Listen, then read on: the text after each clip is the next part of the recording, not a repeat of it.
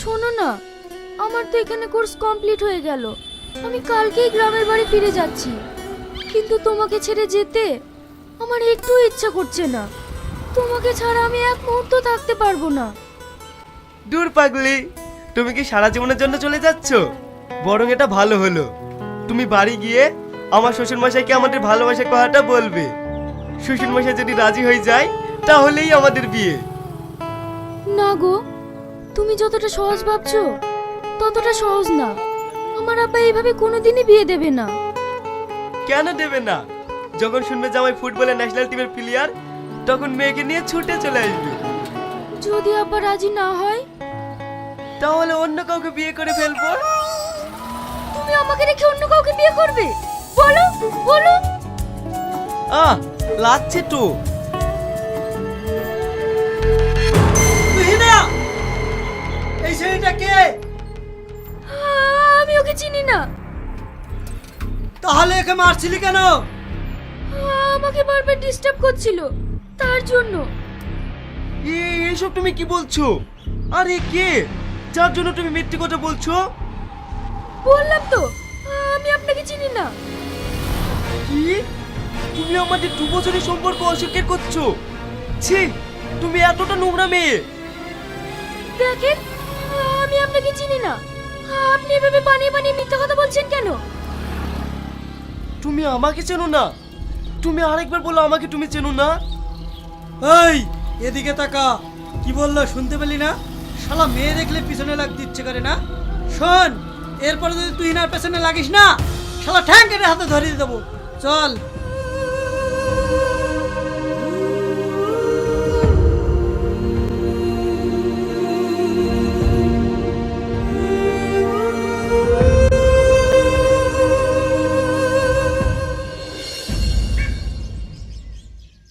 তুই মেয়েদের নতুন চিনছিস? শালার দুমুখ সাপ। আমারটা কি করলো দেখলে নি? 5 বছরের প্রেম, আবার আমায় ছেড়ে অন্য কাউকে বিয়ে করলো। ওসব চিন্তা ভাবনা ছাড়, সামনে ন্যাশনাল খেলা, ওই নিয়ে ভাব।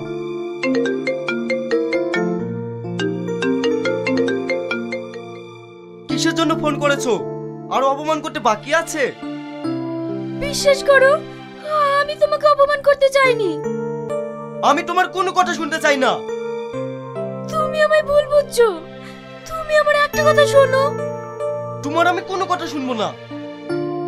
কিরে, আবার কি বলছে? আমার সঙ্গে কথা বলতে চাইছে। কেটে দিয়েছিস, ঠিক করেছিস।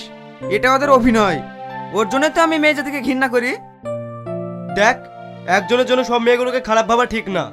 সবাই একরকম না।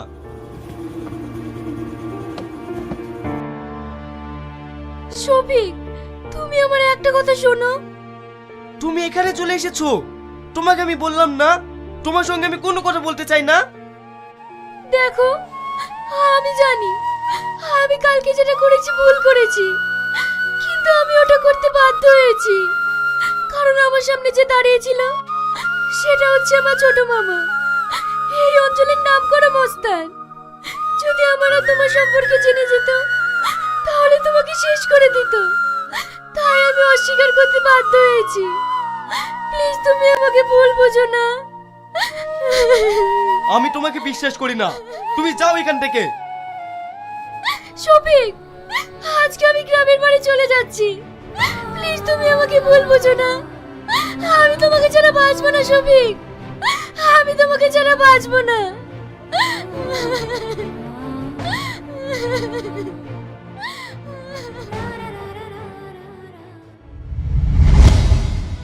সেই ভুল বোঝাবুঝির পর থেকে আমাদের আর কোনো কথা নেই, কিন্তু আমার বিশ্বাস ছিল একদিন না একদিন ওর নিজের ভুলটা ঠিক বুঝতে পারবে। কিন্তু এতদিন পর যখন ও নিজের ভুল বুঝে আমার কাছে ফিরে আসতে যাচ্ছিল, তখনই তোর ওকে মারতে যাচ্ছিলি। ওকে বাঁচিয়ে কি আমি অপরাধ করেছি? তোরাই বল। সেটা না হয় বুঝলাম, কিন্তু তোর বয়ফ্রেন্ড তো আমাদের শত্রুর হয়ে খেলতে এসেছে। এখন কি করবি? দেখ, আমার বয়ফ্রেন্ড আছে আমার বয়ফ্রেন্ডের জায়গায়, কিন্তু আমাদের ছেলে ভার্সেস মেয়ে ফুটবল খেলায় সেটাতে আমরা জিতবই। হ্যালো, তুই না? হ্যাঁ স্যার বলুন। তুমি তোমার টিমকে নিয়ে এক্ষুনি ক্লাবের মাঠে দেখা করো। ঠিক আছে স্যার। কে ফোন করেছিল? স্যার ফোন করেছিল, এক্ষুনি আমাদের সবাইকে যেতে বললো। চল।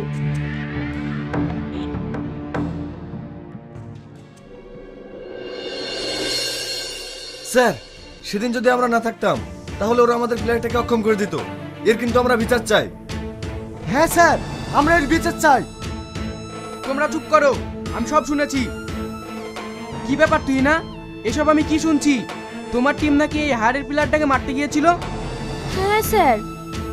দেখো, আমি চেয়েছি তোমাদের ছেলে মেয়েদের খেলার মাধ্যম দিয়ে হার জিত হোক, কিন্তু তোমরা এভাবে মারামারি করো, এটা আমি চাই না। এইভাবে যদি চলতে থাকে আমি তোমাদের খেলা ক্যান্সেল করে দেব। না স্যার, আপনি খেলা ক্যান্সেল করবেন না, এর জবাব আমরা খেলার মাঠেই দেব। কত যে বাহাদুর প্লেয়ার সেটা আগের ম্যাচে দেখেছি, পরপর 2 গোলে হারিয়েছি। এবার 5 গোলে হারাবো। তোরা 5 গোল দিবি, আমরা ছেলেরা সব চুরি পরে বসে থাকবো যে। শোন, তোদেরকে আমরা এই ম্যাচেই বুঝিয়ে দেব যে মেয়েরা শুধু ছেলেদের কাপড় কাচা আর রান্না করার জন্য তৈরি, ছেলেদের সঙ্গে পাঙ্গা নেওয়ার জন্য না।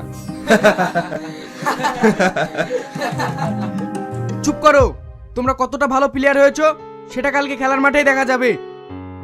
স্যার, কালকে আমরা খেলতে পারবো না, খেলার ডেটটা পরশুদিন করুন। কেন?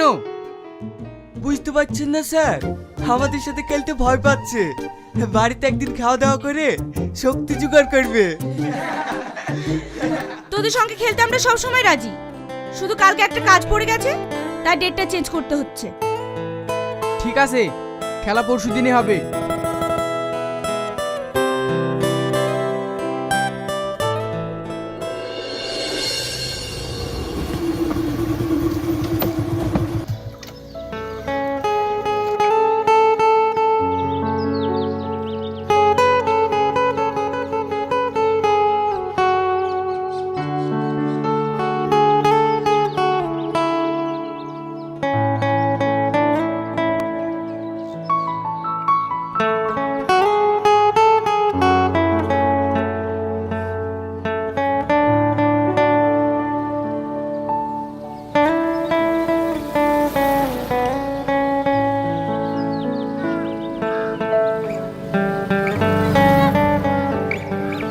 এই প্রিয়া, জ্যোৎস্নার আব্বা এখন কেমন আছে? ভালো নেই রে, ডাক্তার বলেছে এমার্জেন্সি অপারেশন করাতে হবে, অনেক টাকা লাগবে। কিন্তু ওরা তো গরিব মানুষ, এত টাকা পাবে কোথায়? টাকার ব্যবস্থা আমরাই করব, চল।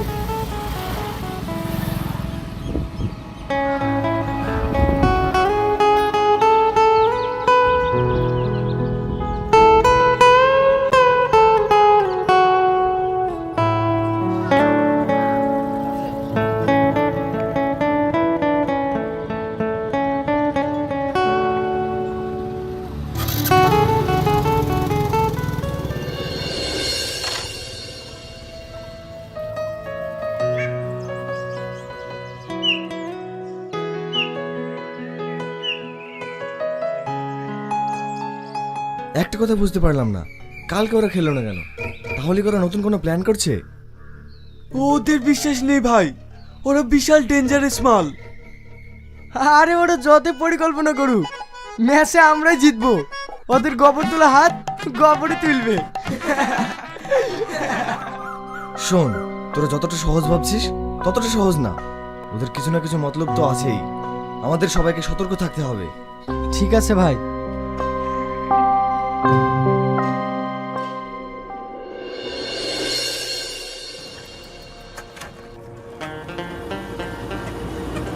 দাদা, আমাদের টিমের একটা মেয়ের বাবা ভীষণ অসুস্থ, অপারেশন করতে অনেক টাকা লাগবে, তাই আপনারা যে যা পারবেন কিছু টাকা দিয়ে একটু সাহায্য করুন। যার অসুখ সে বুঝে নেবে, তোমাদেরও তো মাথা ব্যথা কিসের? এ ভাই, আপনি ওদের টাকা দেবেন না। এই শালা, এই অসুখটা যদি তোর বাবার হতো তখন কি করতি? সমাজের একটু উপকার করতে শেখ, সারা জীবন বাংলা খেয়ে পড়ে থাকিস না। বের কর টাকা।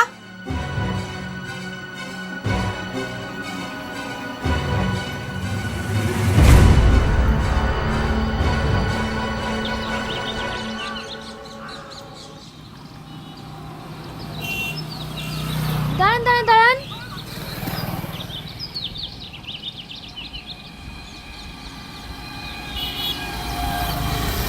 কি ব্যাপার? আমাদের এখানে একটা মানুষ অসুস্থ, তার জন্য কিছু সাহায্য চাইছি। আমি তো দিতেই চাই, কিন্তু তুমি যদি আমার একটা কথা শোনো, তাহলে ওই মানুষটার অপারেশন করতে যত টাকা লাগবে সব আমি দিয়ে দেব। রাস্কেল! এই সুন্দর হাতটা চর মারার জন্য না, আদর করার জন্য। কি হলো, আমার কথাই রাজি? তোর এত বড় সাহস, তুই আমার গায়ে হাত তুললি? তুই জানিস আমি কে? হ্যাঁ জানি, তুই একটা শালা, তোকে আমি দেখে নেব, তোকে আমি দেখে নেব।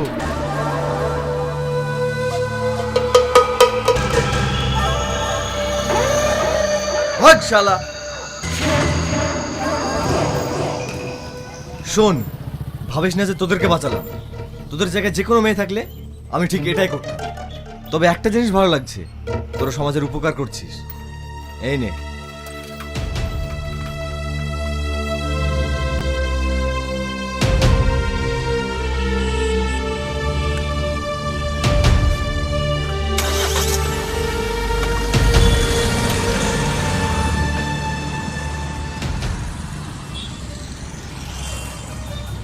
কি রে, তোরা কি ভাবছিস? বড় ভাব নিয়ে চলে গেল। বড় ভাব নেওয়া কালকে ফুটবল ম্যাচেই দেখিয়ে দেবো।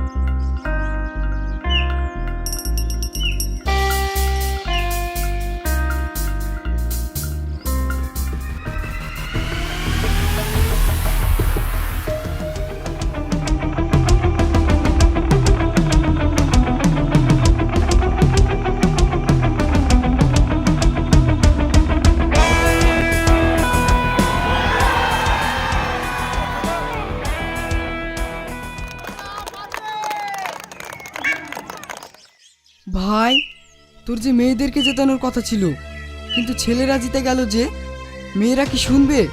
এইবার কি করবি?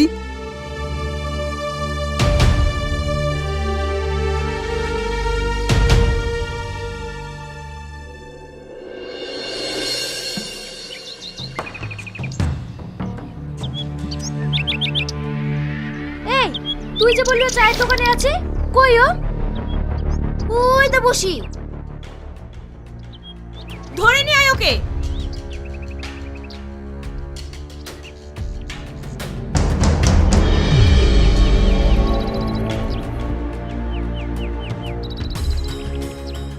তোর যে আমাদেরকে জেতানোর কথা ছিল, কিন্তু ওরা জিতলো কি করে? দেখো, ওই সময় ভালো খেলেছে, তাই জিতেছে, এখানে আমার দোষ কোথায়? শোন, এই ম্যাচে যা হবার হয়ে গেছে, কিন্তু ফাইনাল ম্যাচে যেভাবেই হোক আমাদের জেতাতে হবে। যদি হেরেছি তাহলে আমরা সবাই মিলে থানায় গিয়ে বলবো তুই আমাদের রেপ করেছিস। কি রে, তোরা সবাই বলবি তো? হ্যাঁ বলবো, সবাই একসাথে বলবো। আমি এতজনকে রেপ করেছি? আমি রেপ করিনি, আমি রেপ করিনি, আমি রেপ করিনি, আমি রেপ করিনি।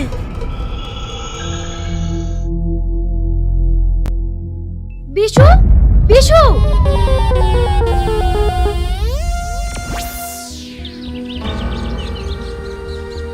আমি রেপ করিনি, সত্যি বলছি আমি রেপ করিনি। এই, এর মাথা খারাপ হয়ে গেছে নাকি? কি সব আবল তাবল বকছে? আমরা যেটা বলতে এসেছি সেটা শোন। তোমরা কি বলবে আমার জানা আছে। তোমাদেরকে মেসেজ দিতে হবে তো, না দিতে আমার নামে থানায় রেপ কেস করবো তো। ঠিক আছে, তোমাদেরকে আমি যেতে দেবো। তোমরা দয়া করে এখান থেকে যাও মা। পানি কমে গিয়েছিল, এই যে দেখতে পাচ্ছেন এখানে কিন্তু মাটি পড়েছে। মাটি পড়ার কারণে এখানে সবাই ধানের জ্বালা ফেলাইছিল, ধানের বীজ ফেলেছিল, যাতে এখান থেকে নিয়ে তারা লাগাবে মাটিতে। চরে পানি শুকিয়ে গেলে চর জাগতেছে, সেখানে লাগাবে। দেখুন হঠাৎ করে পানি এসে এই ধানের জ্বালা যে আছে, আমরা জ্বালা বলি, দেখতে পাচ্ছেন সব শুয়ে পড়ছে। এগুলো হঠাৎ পানি বেড়ে যাওয়ার কারণে হঠাৎ পানি বেড়ে যাওয়ার কারণে এগুলো শুয়ে পড়ছে। তো ভালো থাকবে কি না সন্দেহ, বিশেষ করে যারা নতুন দিয়েছে। দেখতে পাচ্ছেন এখানে পুরোটাই এই নদীর পাড় দিয়ে অনেকে নতুন ধান ফেলছে, সেদিনই পানি বলার কারণে সেগুলো কিন্তু নষ্ট হয়ে গেছে। এই দেখতে পাচ্ছেন আমার পিছনে এগুলো নষ্ট হয়ে গেছে, হঠাৎ পানি বেড়ে গেছে। 3-4 দিন পানি বাড়ার কারণে সেগুলো কিন্তু নষ্ট হয়ে গেছে। যা হোক, আল্লাহ যা করে ভালোর জন্য করে। আর এগুলো কিন্তু পাথরের উপরে পালি পড়ছে।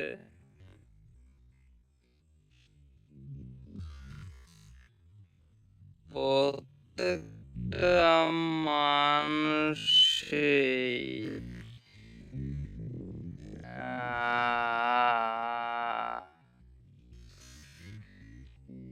এগুলো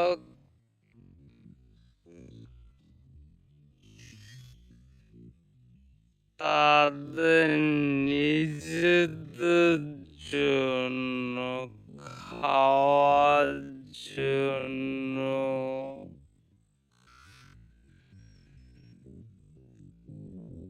ধান লাগে, আর বিশেষ করে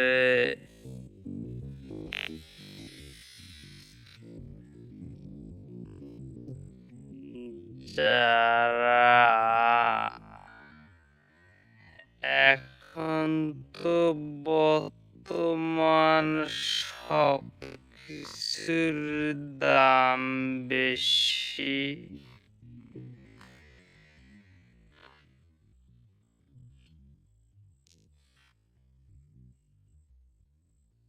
এই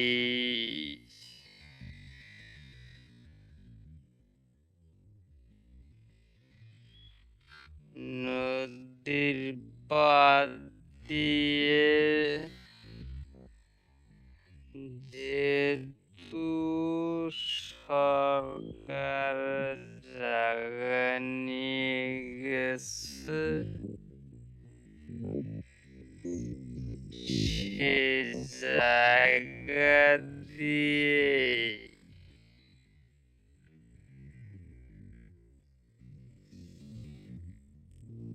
তারা কিছু করার চেষ্টা করে নিজেদের জন্য।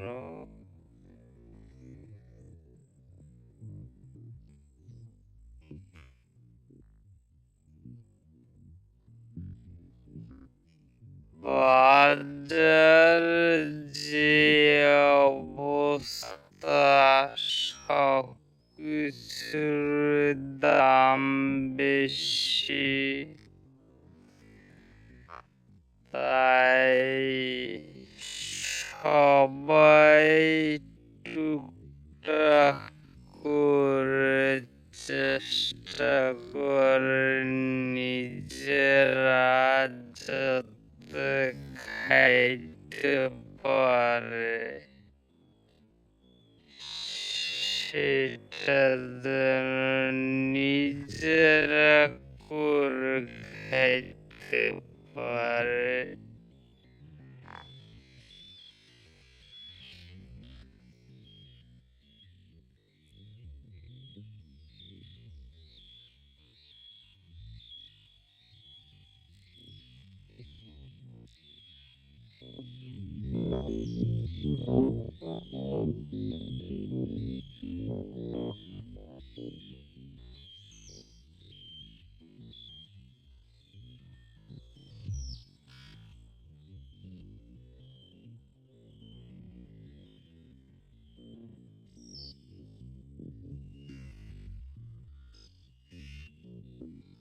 আমার পিছনে দেখতে পাচ্ছেন একটা চর।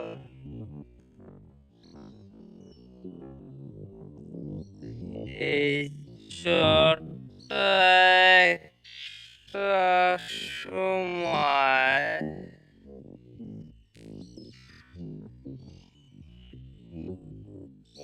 অনেক সবজি চাষ হতো বা অনেক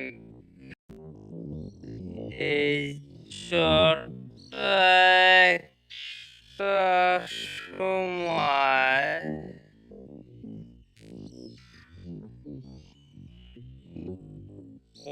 অনেক সবজি চাষ হতো বা অনেক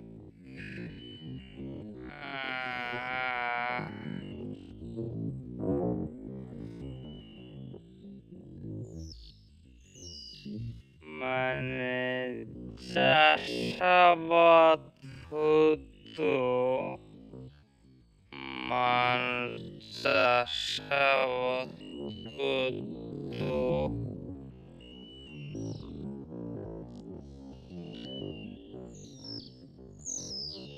কিন্তু এই নদীটা ভেঙে যাওয়ার কারণে আজ থাকতে পারেনি।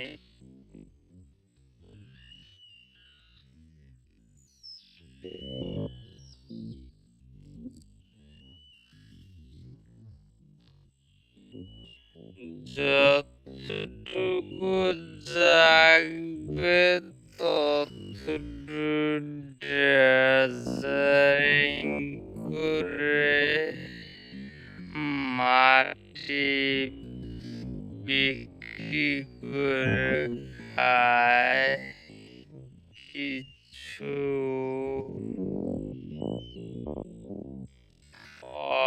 অসাধু বালু ব্যবসায়ীরা।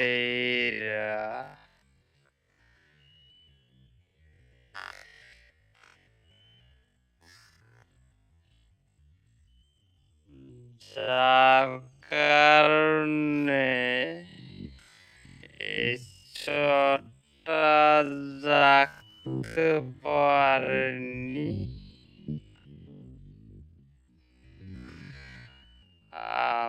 মানুষ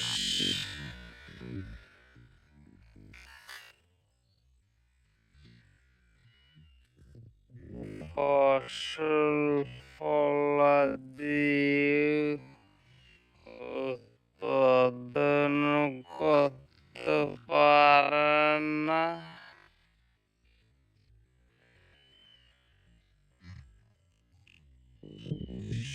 সব বাংলাদেশ থেকে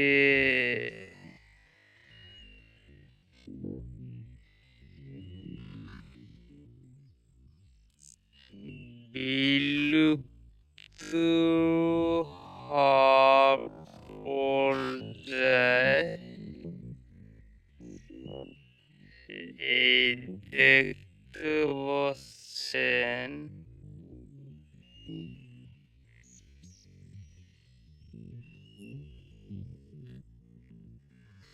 এই পিছনে কিন্তু বিশাল জ্বর ছিল।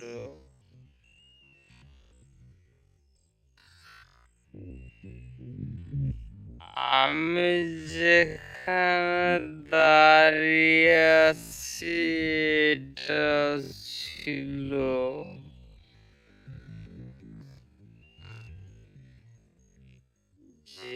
যেটা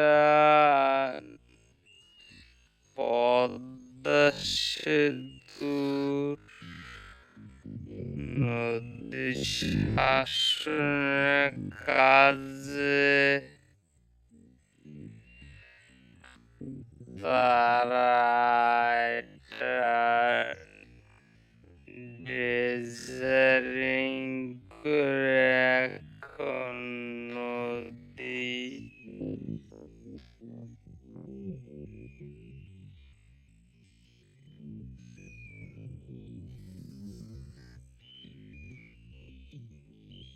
কিন্তু পিছনে চরগুলো কিন্তু দেখতো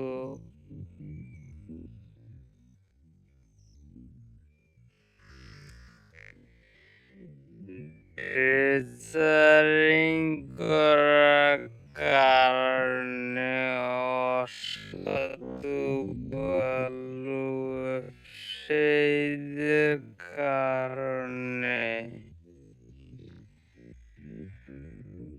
আর সেটা হচ্ছে না।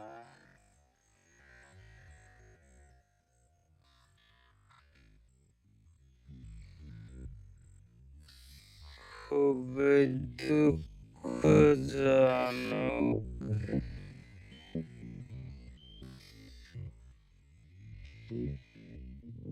এর কারণে কিন্তু বাংলাদেশে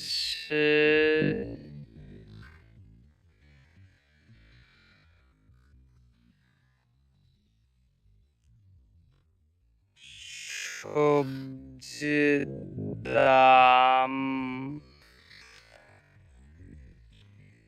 বিশেষ করে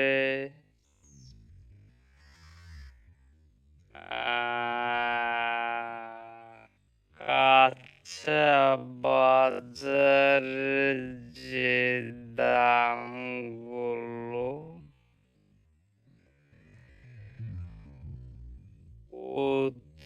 অতিরিক্ত হয়ে থাকে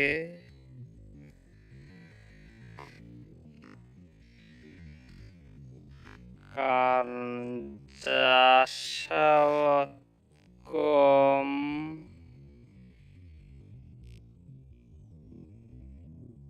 চাহিদা বেশি।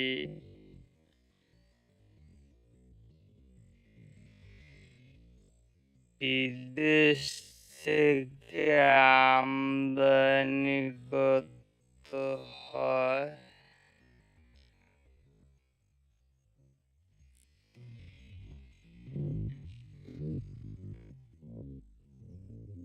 এই সমস্যাটা আমাদের বাংলাদেশে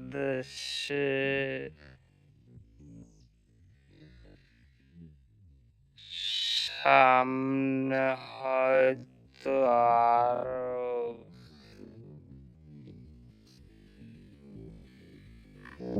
বেশি হতে পারে, কারণ চাষাবাদ জায়গা না থাকলে কৃষক চাষাবাদ করবে কোথায়? আর চাহিদা অনুযায়ী যদি চাষাবাদ না হয় তাহলে তো দাম বাড়তেই পারে।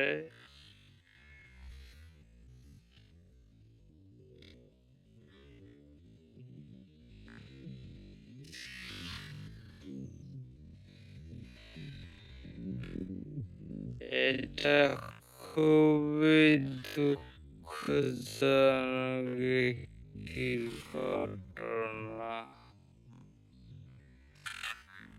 আমাদের দেশ থেকে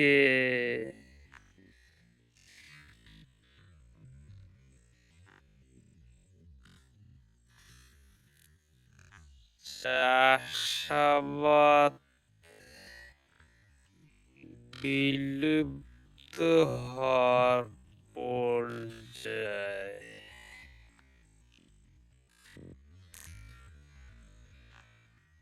আবার অনেকে আছেন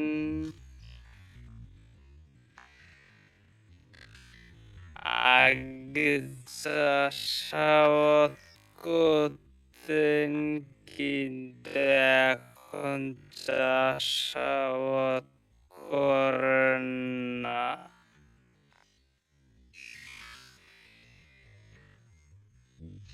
কারণ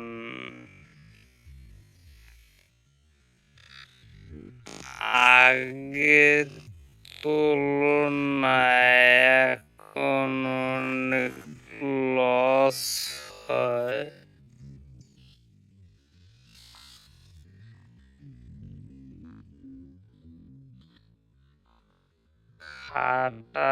খাটাখাটনি,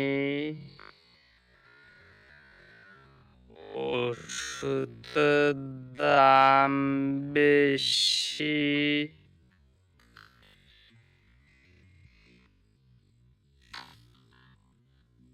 খরচ বেশি,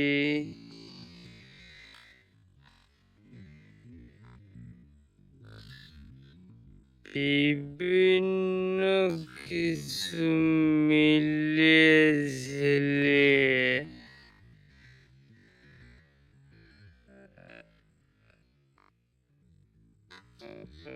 লস হওয়ার সম্ভাবনাটা বেশি থাকে। এই কারণে অনেকে চাষাবাদ করতে চান না।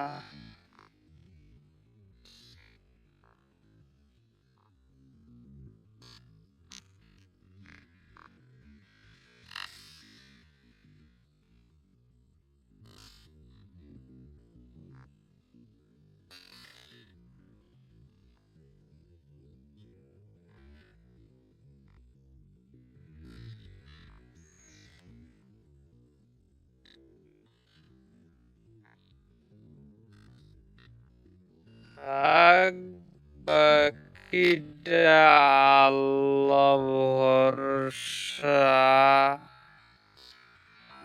আল্লাহ যা করেন ভালোর জন্য করেন।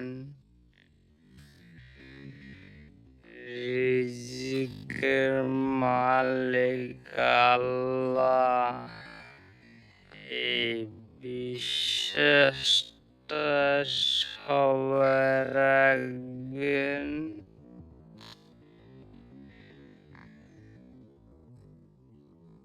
আল্লাহ